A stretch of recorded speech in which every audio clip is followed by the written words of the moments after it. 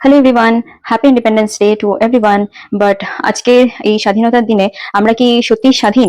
বা ফাইটার্সরা এত ফাইট করে আমাদের জন্য স্বাধীনতাটা এনেছিল, বাট আমরা কি সেই স্বাধীনতাটাকে মেনটেন করতে পেরেছি বা রাখতে পেরেছি? I don't think so. আমরা রিয়েলি স্বাধীন নয়। এবং মেয়েরা যেখানে সমাজের একটা ইন্টিগ্রাল পার্ট প্লে করে, বাট আমরা কিন্তু একদমই স্বাধীন নই। Even not safe at all. আমাদের একটু রাত হয়ে গেলে আমাদের বাড়ির লোকরা টেনশন করে। So I don't think that we are independent at that.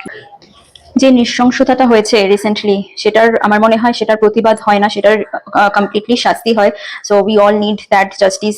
এরকম একটা কেস হয়েছে, উই ডোন্ট নো দ্যাট এরকম কত কত কত কেস হয় এবং সেগুলোর জাস্টিস হয় না, এবং সেগুলো সব ধামাচাপা পড়ে যায় either because of money and all. ধামাচাপা দিয়ে দেওয়া হয়। সো আই থিঙ্ক ফিল না করে তো তবেই আমাদের কিন্তু অ্যাকচুয়াল ইন্ডিপেন্ডেন্সটা সাকসেস হবে। So we are independent just by name only.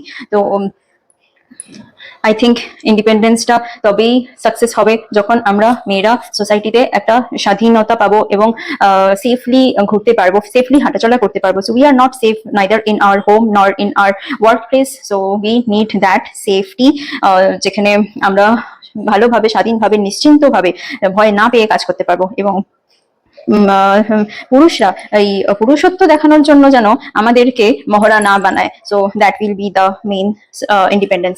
So still happy independence day to everyone. Stay safe and fight for justice.